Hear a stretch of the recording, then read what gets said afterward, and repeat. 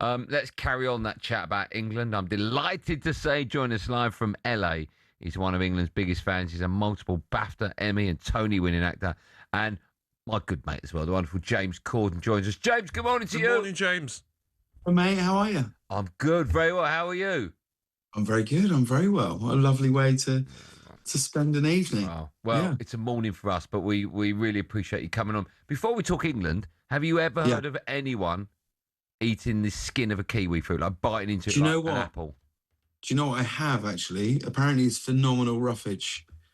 So you might be having some issues. That's what I'm thinking. He's always eating dates and prunes as well.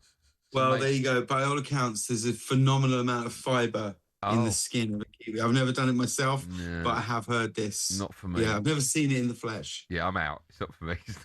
If you saw him, though, you'd probably understand. Well, he's quite a Neanderthal-looking man, so maybe that's just how he eats all his food. Right, we've got lots to talk to you about. Thanks so much for coming. How are you, by the way? How's your show going? You're out in LA. Everything good in your world? Oh, it's great. We're having such a great time. We're doing a show live on Fox every night after the World Cup. So yeah, it's great. I'm absolutely loving it. I mean, what a joy to watch football all day and then talk about it in the evening. We're having a really, really great time. It's a lot of fun. Yeah. Have you done a show today then? No, we didn't have a show today because of the timings of the games. There's some days we're not on because we'd be basically on too late. Oh, I see. Okay. So we're back on tomorrow. Yeah, okay. We'll be back on tomorrow. Right, let's talk about England. How impressed were you by that performance against Croatia, firstly, James? Yeah, I thought it was great. I mean, I really, really enjoyed all of it, really. I was surprised when we conceded that second goal. It felt sort of slightly reckless, but in terms of the positivity of the performance and the way that the players played, suddenly so many of his decisions on players to take seem to make a lot of sense to me. And I'm very open about saying I don't really know a huge amount about football in terms of I'm not someone that understands the high press or gag and press or all of those sorts of things. But when Jed Spence came on, it's not a player I've watched a huge amount.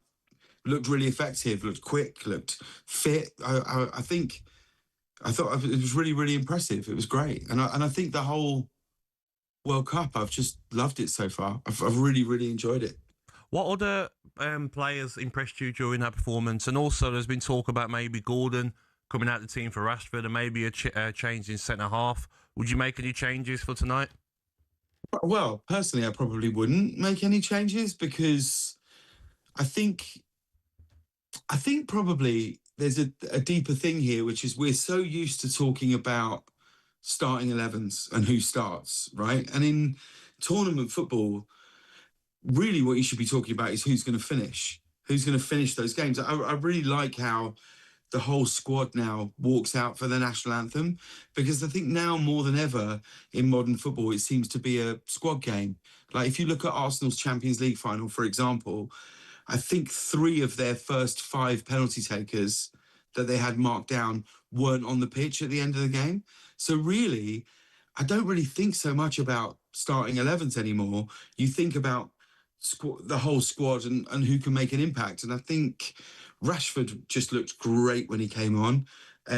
Elliot Anderson really impressed me as well, actually. I thought he just looked so composed, so together.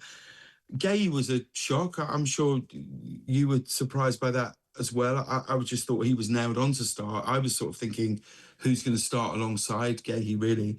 But I personally wouldn't change anything. And I mean, I don't know, but as an England fan, I just feel it's just such a privilege watching Harry Kane. I just think he's just the most gifted footballer. I think he's just amazing. And I'm watching him now. He's starting to remind me of those kind of later Man United years of Teddy Sheringham. Do you remember when Teddy Sheringham used to drop deep and just start passing balls around? And you're like, the joy of a player who in the earlier days of his career didn't necessarily solely rely on his pace means that you sort of you learn a different game. And I think we as a nation are absolutely reaping the rewards of that now. So personally, Gabby, I wouldn't make any changes because I think the whole squad is the team. I think we have to stop thinking about starting 11s really, and start thinking about the entirety of the squad. James, when you were in the studio a couple of weeks back, you said you'd leave Kane on the bench in the knockouts to save him for pens, which is basically what you're alluding to now. It's more of a squad game. Would you stand by that still? Well, I don't know, because he was so impressive. He was. He was just so good the other night. It was frightening how good he was. Even just some of the, not just the goals, like some of the balls that he was playing out, his vision, his execution of that vision. But I do worry about the heat. I worry, can Harry Kane play 120 minutes, plus penalties? I don't know. I hope so. Because if he can, you should start him and play him throughout. I mean, maybe if we win today, then maybe he gets rested against Panama, but then he'll also be thinking, well, I want a shot at that golden boot. Like, he's not going to want to be rested against Panama, because he probably looks at Panama and thinks, I could certainly get 2 goals. I might get a hat-trick today. Yeah. And then I'm really in the race with Messi, Mbappe, Haaland. And I think that's really important to a striker like Harry Kane. So it's a difficult one and something to judge, but that's why it's great that we've just got such an incredible manager. Tactically, motivationally, I just think he's amazing. I've always just been so impressed by him. James, we're excited, obviously, with England's performance, but what's it like over there with the Americans? Because they've started the tournament on fire, haven't they? Yeah, it's really starting to gain quite a lot of traction over here. I think them winning the group and, the volume of people, I think I just read something like viewing figures for the America games are up. I think they're up something insane, like 98% on the last World Cup. So there's a real feeling, and really what you really want all 3 nations. You want Canada, Mexico and America to go as far as they can in the tournament, because I think it just makes a huge difference to the stadiums, the atmosphere in the country. But it'll be interesting when it gets into knockout football, because, they've also got a brilliant manager.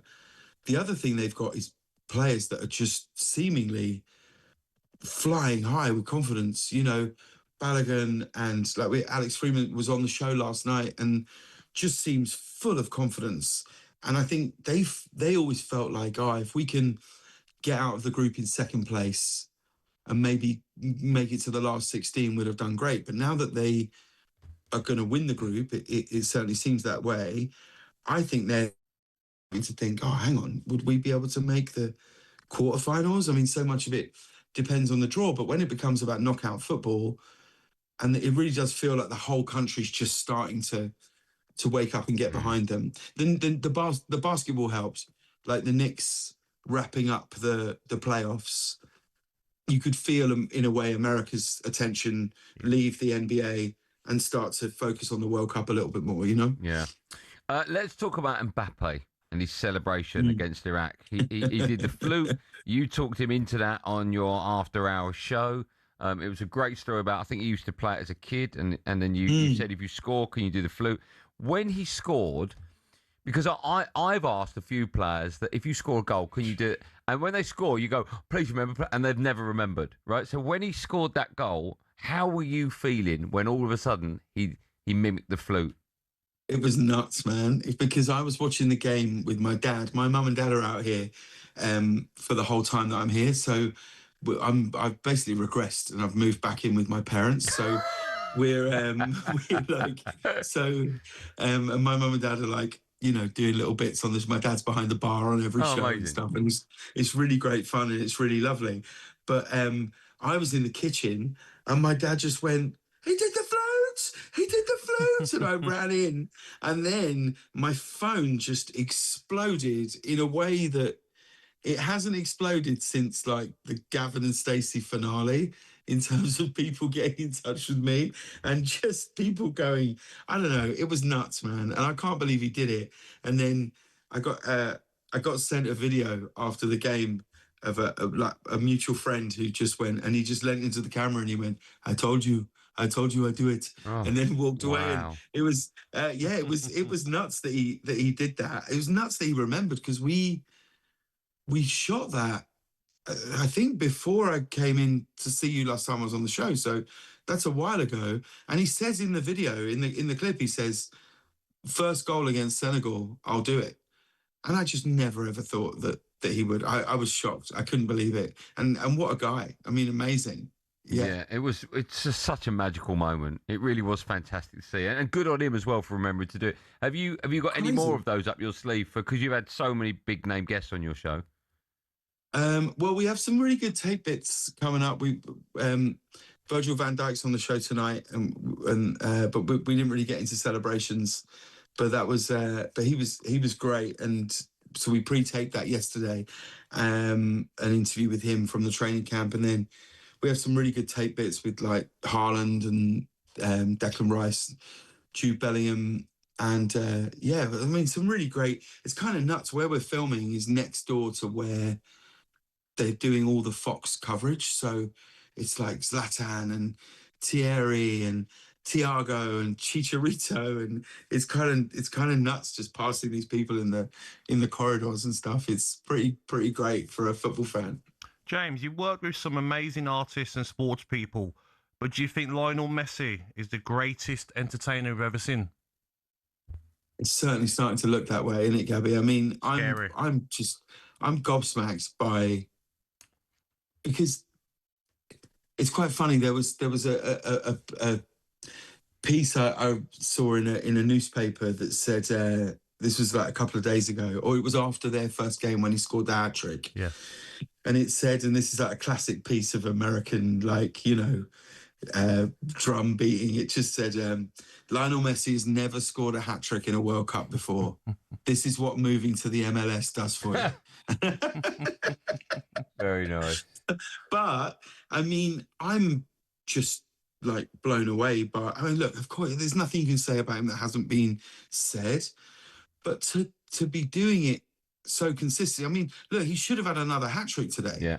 Like, so it's nuts what you're watching. Like, I think it's pretty unequivocal now that we really are watching the best player that's ever played the game. I think it's incredible what he's doing at this age. He's, what is he? Is he 38? 38, yeah. He's 38 years old. I think he's 39 tomorrow, actually. 39, that's right. So 39 tomorrow, which means he's like a year young or 2 years younger than Rooney. It's like incredible what he's doing. I also think what's really amazing to watch is how much that Argentina team love him. Oh, like they're always trying to find him. They love him. They protect him.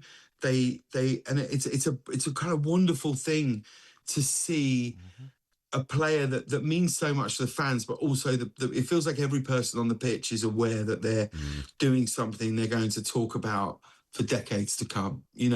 Opposition players, his teammates, people in the stands saying, I saw him, I played with him, I played against him. Like, it's an extraordinary amount of pressure, and he just seems oblivious to all of it. It's what a gift to be watching these players. And I do also think this is one of the greatest things about this new expanded tournament, which, look, the FIFA World Cup, all those things that come in for a lot of flack, and a lot of it rightly so. But I do think this extended tournament is making the group stages that bit more exciting. Yeah, I agree. Than they've historically been. I also think, and I'd be interested to know what you think about this, Gabby. Like, I don't know if I said this when I was on the show last time, but I've been saying for a while that the Qatar World Cup is probably the best World Cup we'll ever watch, because it was played at Christmas, the players were fully fit, the stadiums were all close to each other, there was no travel, and you were really watching the best players in the world at optimum fitness.